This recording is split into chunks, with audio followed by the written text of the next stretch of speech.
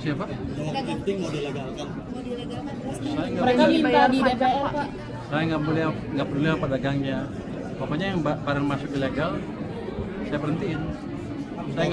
Saya nggak mungkin buka pasar untuk barang-barang ilegal kan. Pak, bagi-bagi Pak. Tengah Pak, Pak untuk makanya Pak soal beasiswa Pak, soal beasiswa Mas ada kan, karena sekarang kan ekspornya nol kalau nggak salah. Itu selain untuk meningkatkan pendapatan pemerintah juga untuk melihat sih berapa sih ekspor emas kita sebetulnya.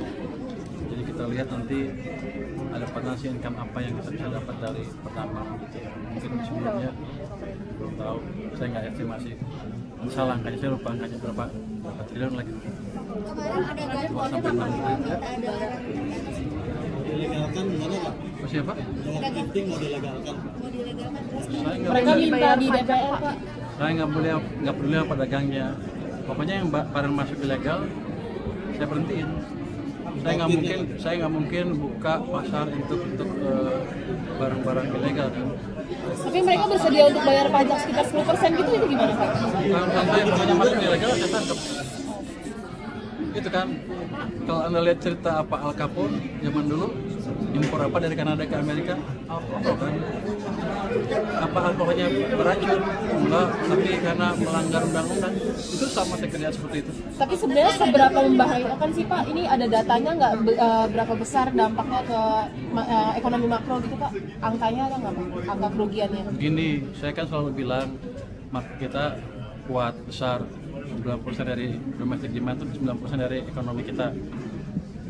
Globalnya kacau balau, yang 10% itulah 20%. Kalau yang domestiknya dikuasai asing, dikuasai barang asing, apa untungnya buat pengusaha domestik selain pedagang-pedagang yang namanya relatif kecil dibanding rakyat kita semua. Jadi saya memaksimalkan market domestik untuk pemain domestik. Nanti pedagang itu juga kalau mereka cukup cerdas memanage dagangnya bisa shift kan ke barang-barang domestik. Kalau mereka bilang jelek, lalu aja bagus. Kan demandnya akan menentukan, demand yang menentukan kualitas barang. Kalau jelek ya nggak dibeli sama masyarakat gitu. Pak, Pertamina dan PLN soal kompensasi Pertamina dan PLN. Yang mana nih? Kehadiran wamen Thomas kemarin di RTG itu ada kemungkinan politis gitu Pak, atau banyak yang mengira itu ada intimidasi gitu. Enggak, itu kan undang-undangnya membolehkan kan.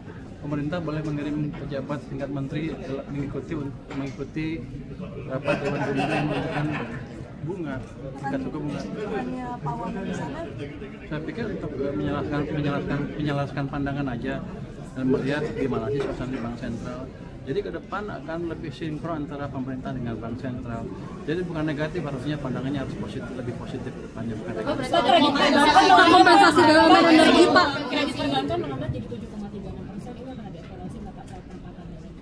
Enggak, saya akan tambah lagi malah uangnya. Kan saya udah bilang kan, kita lihat M0-nya, tadi saya lihat kan M0-nya di akhir Oktober menurun sedikit kan. Dari tadinya 13% turun ke 7%. Artinya dorongan dari saya agak berkurang sedikit sehingga saya tambah uang lagi ke ekonomi 76 triliun. 25 ke bank besar, itu satu ke bank Jakarta. Tapi kalau bahas soal kompensasi Pertamina dan PLN kan dibikin per bulan ya Pak? Iya. Diberikan itu alasannya kenapa sih Pak? Untuk Ningkatin cash flow. Emang memperbaiki cash flow dan jangan saya dituduh nggak bayar utang gitu kira-kira. Makasih ya. Jadi dengan itu cash flow mereka akan lebih bagus, tiap bulan akan dapat 70% dari ininya. Nanti 30% dihitung di bulan September.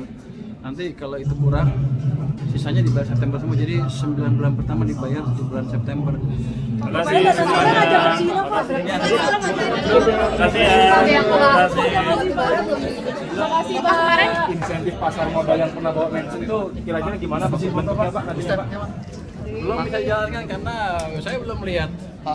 Berapa ada pemain goreng-goreng yang ditangkap? Ada nggak? Makasih ya Pak. Berarti setelah itu rapi baru ya Pak? Kalau ketika ada keseriusan memperbaiki pemain di pasar modal dan kiranya bisa dipertimbangkan.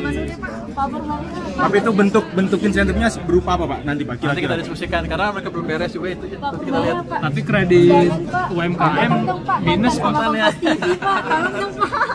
ya Pak, Ya, tanggal ya. 10 Pak. Makasih ya Pak. Apa ya? Kredit UMKM tapi minus Pak. Yoko mana? Pak Emal Pres tadi gimana Iya. Pak?